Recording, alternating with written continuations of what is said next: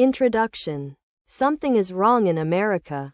Today's newspapers are full of stories about the rampant rise in divorce rates, the increasing abuse of children by some parents, increases in the incidence of rape, pornography being read by an increasing number of people, more crimes against property, demands for world government, urgings for national borders to fall, Christian churches being closed because they will not seek licensing by the state, etc.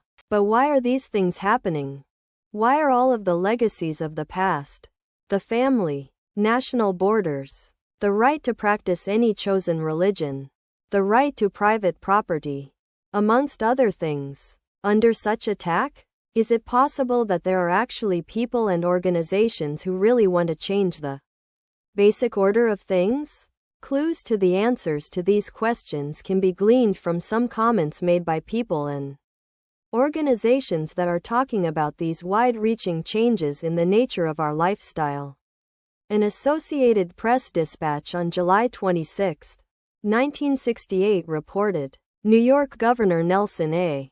Rockefeller says as president he would work toward international creation of a new world order. On January 30, 1976, a new document called the Declaration of Interdependence was introduced to the American people. It was signed by 32 senators and 92 representatives in Washington, D.C. and read in part, 2 centuries ago our forefathers brought forth a new nation. Now we must join with others to bring forth a new world order. Another individual who has commented is Henry Kissinger, former Secretary of State. According to the Seattle Post-Intelligence of April 18, 1975, Mr. Kissinger said, "Our nation is uniquely endowed to play a creative and decisive role in the new order which is taking form around us." President George Bush gave the commencement address at Texas A&M University on May 12, 1989, and he used similar words as well. His speech was on the subject of Soviet-American relations and he was quoted as saying, in part, "Ultimately, our objective is to welcome the Soviet Union back into the world order. Perhaps the world order of the future will truly be a family of nations." Historian Walter Mills maintained that prior to World War I, Colonel Edward Mandell House, the major advisor to Woodrow Wilson, the president at the time, had a hidden motive for involving America in the war. The historian wrote, "The colonel's sole justification for preparing such a batch of blood for his countrymen was his hope of establishing a new world order of peace and security." 5. Adolf Hitler, a socialist, and the head of the German government prior to and during that nation's involvement in World War II, is quoted as saying, "National Socialism will use its own revolution for the establishing of a new world order."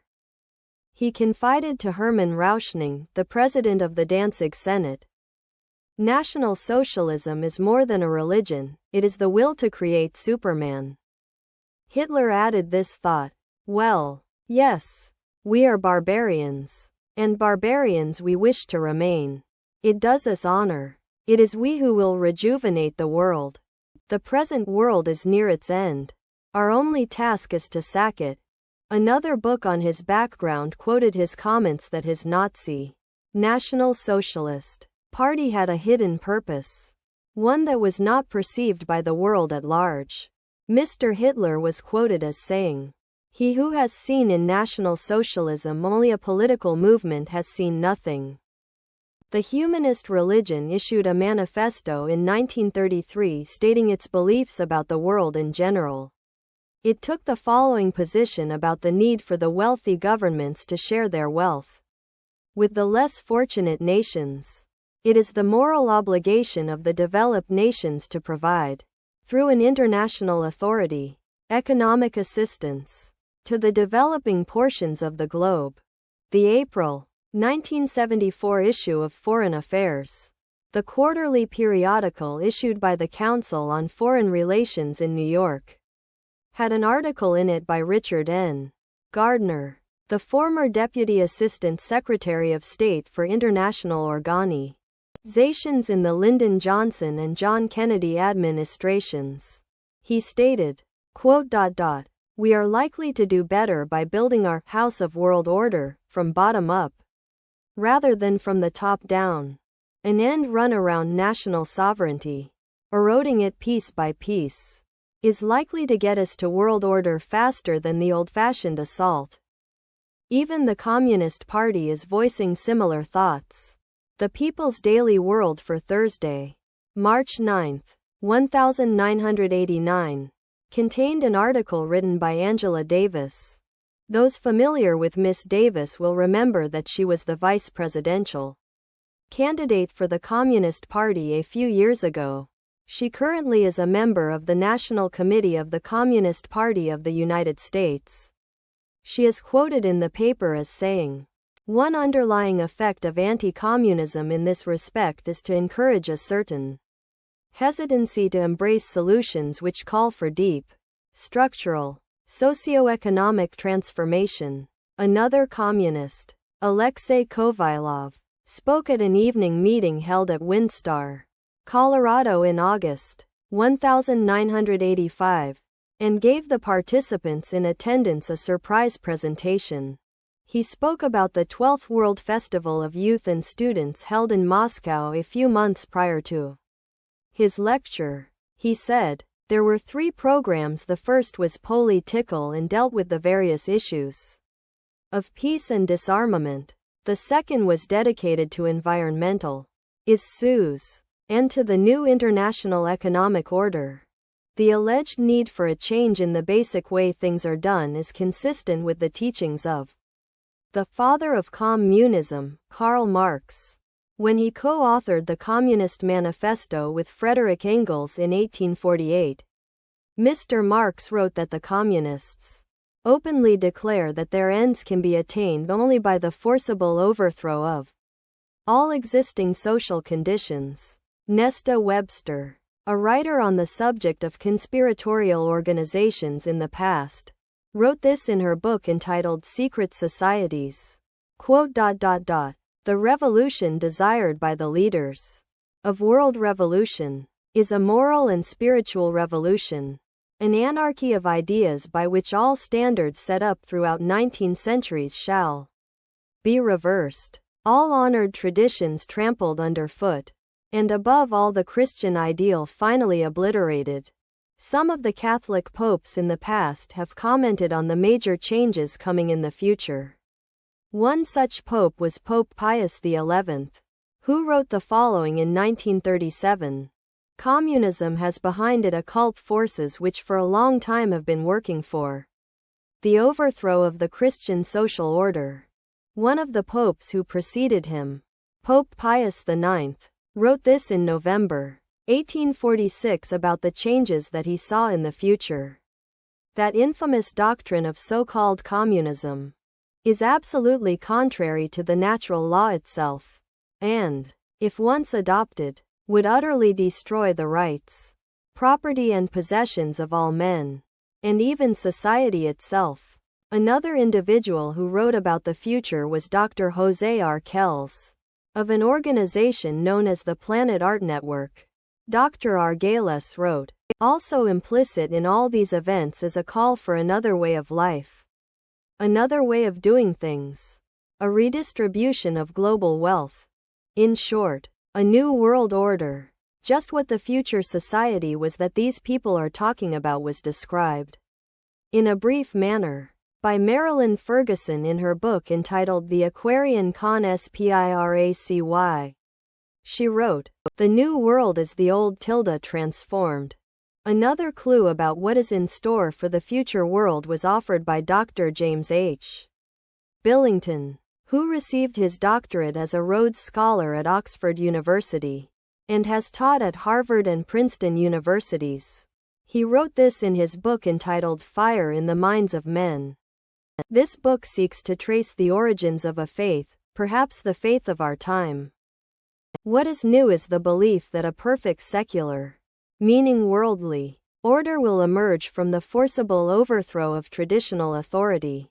That these future changes would involve force and slavery was confirmed by B. F. Skinner, chairman of the psychology department at Harvard University. In his book entitled Beyond Freedom and Dignity, Dr. Skinner has been called the most influential of living American psychologists by Time magazine. So the world should listen to the professor when he speaks. The magazine told the reader what the message of Professor Skinner's book was. We can no longer afford freedom, and so it must be replaced with control over man, his conduct and his culture. Another student of these changes is Alvin Toffler, who wrote this in his book entitled The Third Wave. A new civilization is emerging in our lives. This new civilization brings with it new family styles, changed ways of working, loving and living, a new economy, new political conflicts, and beyond all this an altered consciousness as well. The dawn of this new civilization is the single most explosive fact of our lifetimes. Another scientist involved in commenting upon the future changes was Dr. Carl Sagan.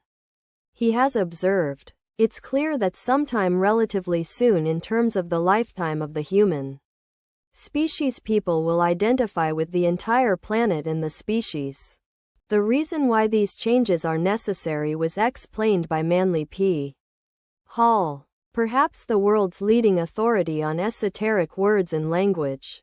He wrote in his book entitled Lectures on Ancient Philosophy, "The time has not yet arrived when the average man is strong enough or wise enough to rule himself," and he explained who he considered worthy enough to rule those on the world considered by the experts to be incapable of governing themselves.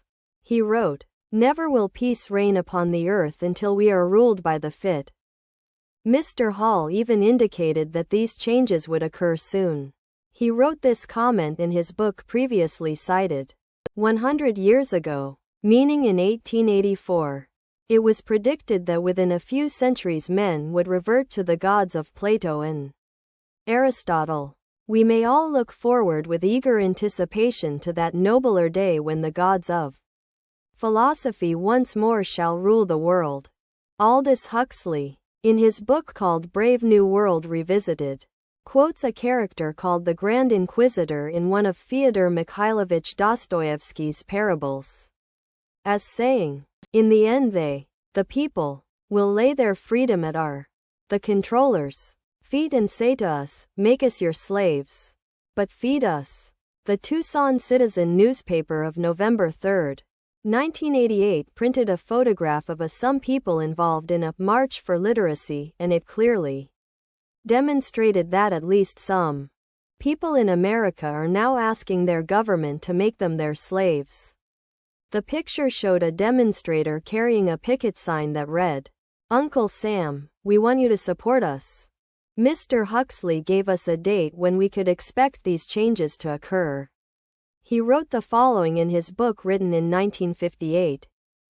"The 21st century will be the era of world controllers." And then he told us why these controllers would not fail. The older dictators fell because they could never supply their subjects with enough bread, enough circuses, enough miracles and mysteries. Under a scientific dictatorship, education will really work with the result that most men and women will grow up to love their servitude and will never dream of revolution. There seems to be no good reason why a thoroughly scientific dictatorship should ever be overthrown. Someone who might have given the world the date for the commencement of these predicted changes was Zbigniew Brzezinski, President Jimmy Carter's national security advisor during his 4-year administration. He wrote the following in his book entitled Between Two Ages. Either 1976 or 1989, the 200th anniversary of the Constitution, could serve as a suitable target date for culminating a national dialogue on the relevance of existing arrangements, the workings of the representative process, and the desirability of imitating the various European regionalization reforms and of streamlining the administrative structure. So, the people of the world can now determine what those changes are that those in the positions of implementing changes have in store for them. In summary, then, these changes are: the old world is coming to an end. It will be replaced with a new way of doing things. The new world will be called the New World Order. This new structuring will redistribute property from the have nations and will give it to the have not nations. The New World Order will include changes in the family. Homosexual marriages will be legalized. Parents will not be allowed to raise their children. The state will. All women will be employed by the state and not allowed to be homemakers. Divorce will become exceedingly easy and monogamous marriage will be slowly phased out. The workplace. The government will become the owner of all of the factors of production. The private ownership of property will be outlawed. Religion. Religion will be outlawed and believers will be either eliminated or imprisoned. There will be a new religion. The worship of man and his mind. All will believe in the new religion. The United States will play a major role in bringing it to the world. World wars have been fought to further its aims. Adolf Hitler, the Nazi socialist, supported the goal of the planners. The majority of the people will not readily accept the New World Order, but will be deceived into accepting it by two strategies. 1. Those in favor of the changes will have become seated in the very thrones of power, generally without the public realizing that fact. 2. The old world order will be destroyed piece by piece by a series of planned nibbles at the established format. The Communist Party is actively supporting the changes to the New World Order. The basic tenets of Christianity, which were the base for the Old World Order, will have to be eliminated. If the slower, methodical techniques of change do not function, violence will be introduced and controlled by the planners. The people of the world will give up their freedom to the controllers because there will be a planned famine, or some other serious occurrence, such as a depression or war. The change to the New World Order is coming shortly, perhaps beginning after 1989. However, if that is not the year, it will be introduced one step at a time, so that the entire structure will be in place by the year 1999.